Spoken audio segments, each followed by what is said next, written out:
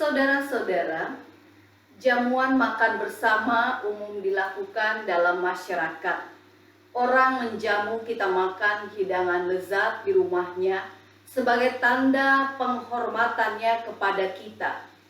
Sebaliknya, kita bisa menjamu orang yang datang ke rumah dengan santapan yang nikmat sebagai bentuk penghargaan kita terhadap orang tersebut.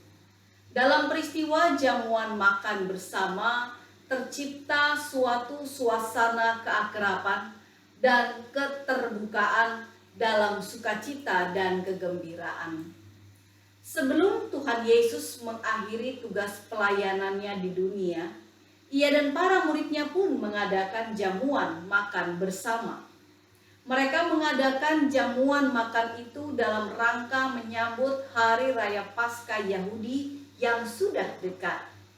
Hanya di luar perkiraan para murid bahwa itu adalah jamuan makan dan minum terakhir yang dilakukan Yesus bersama mereka.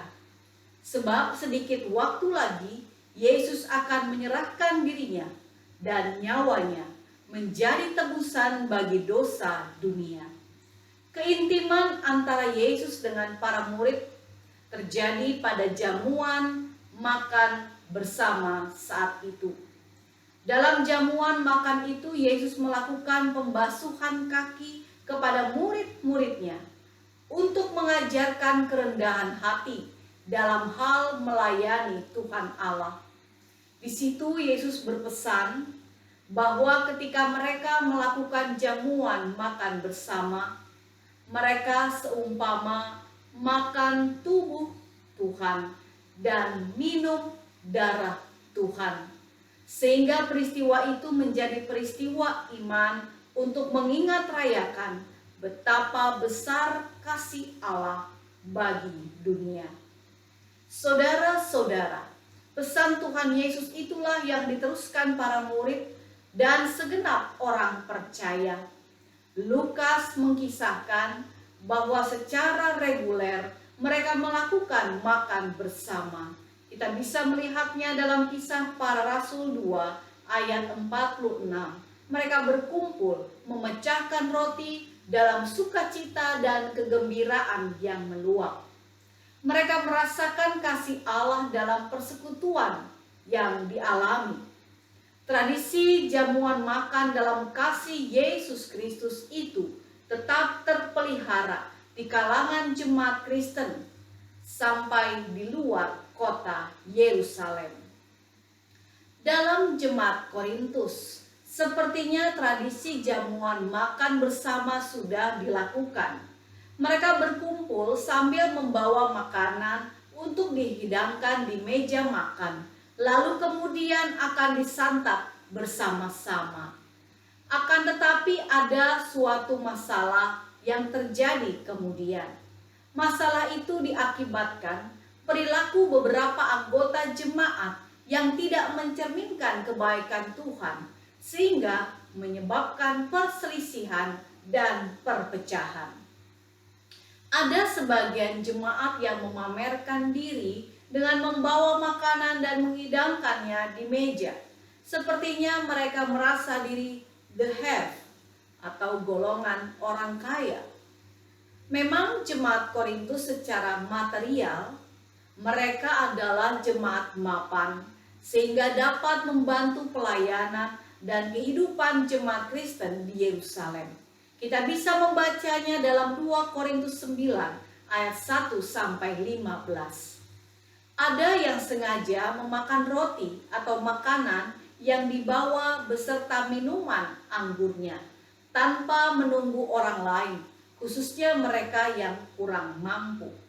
Akibatnya, orang yang kaya menjadi kenyang terlebih dahulu dan yang tidak berpunya tidak makan apa-apa, menjadi lapar karena roti dan anggur atau makanan sudah tidak tersedia. Hal itu memunculkan ketidakseimbangan sukacita dalam persekutuan. Juga ada orang yang justru meminum anggur dalam jumlah banyak sehingga menjadi mabuk.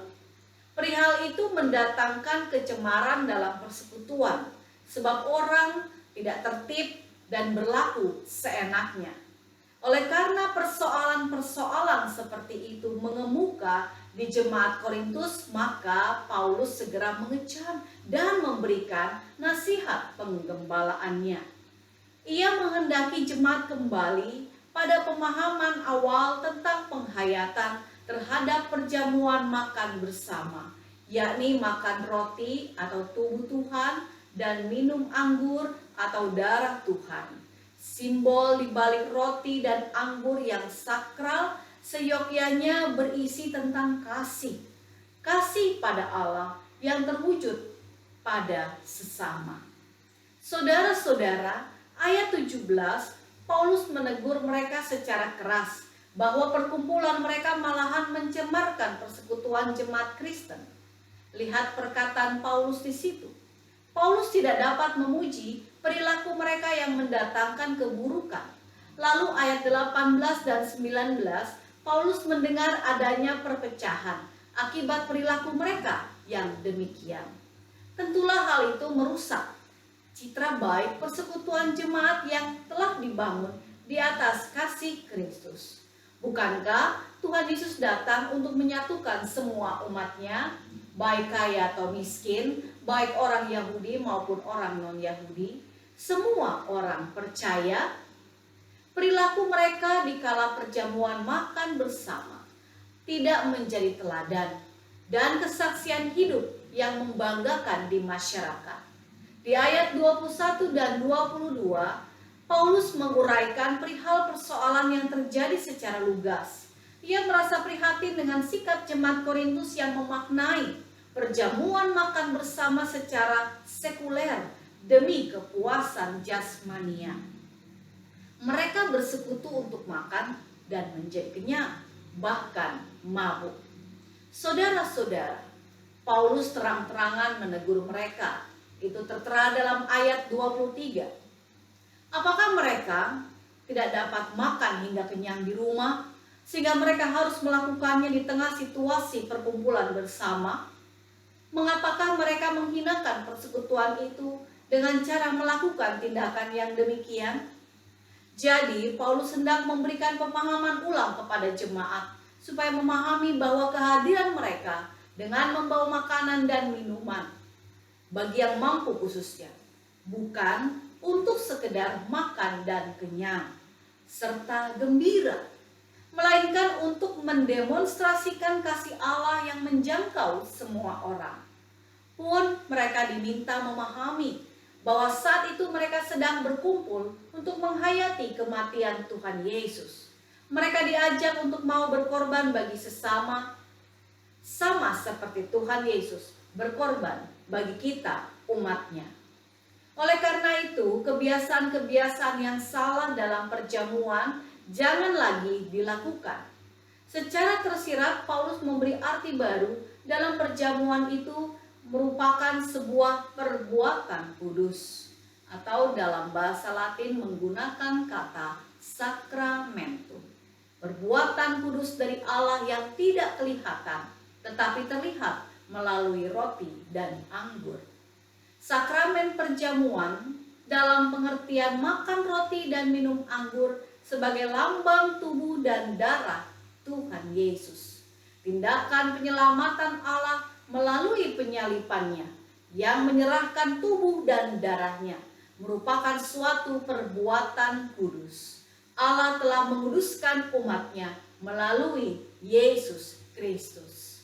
Saudara-saudara, nasihat Paulus ini menjadi pegangan bagi kita semua orang Kristen, baik saat melakukan perjamuan atau sakramen perjamuan, maupun di kegiatan persekutuan ibadah lainnya, agar jangan menimbulkan kesenjangan sosial antara the have dan the have not, tidak mampu dan yang mampu, serta melakukannya dalam kekudusan dan kebersamaan atau dalam persatuan, menggunakan istilah komunion, bersama-sama.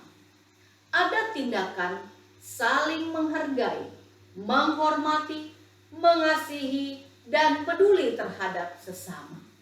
Tindakan-tindakan itulah yang harus menjadi dasar pelaksanaan perjamuan makan bersama di jemaat Korintus, yang akhirnya kemudian berkembang menjadi suatu perbuatan yang amat sakral bagi gereja. Itulah yang dimaksud dengan renungan kita. Ada hikmahnya di balik peristiwa iman saat perjamuan makan bersama. Apa tindakan yang perlu kita lakukan berkaitan dengan bacaan Alkitab dan renungan kali ini? Firman Tuhan berpesan agar dalam hal melakukan suatu kegiatan persekutuan dan ibadah, maka kita melakukannya dalam kasih dan kepedulian bagi sesama. Ketika nanti kita akan berkumpul kembali, bersekutu kembali, maka perkumpulan raya ini bukanlah sekedar untuk makan bersama-sama, tetapi untuk menghayati kemurahan Tuhan Yesus bagi kita semua. Tindakan nyata dan aktual lainnya adalah supaya kita mau memberi diri dan apa yang kita punyai dalam kepedulian kepada sesama yang terkena dampak COVID-19 atau terkena berbagai kemalangan hidup lainnya. Mari kita membuka hati dan tangan kita untuk mau memberi bagi sesama yang membutuhkan. Uluran tangan kasih kita. Ketika kita makan dan menjadi kenyang, hendaklah kita juga mengingat bahwa ada di sekitar kita yang juga ingin makan dan merasa kenyang seperti kita. Berikanlah apa yang sesama kita perlukan, walaupun sedikit dan sederhana. Itu merupakan perbuatan yang berharga di mata Tuhan Yesus. Dia akan melipat gandakan berkat-Nya atas kita dan menguduskan kehidupan kita sekeluarga. Amin.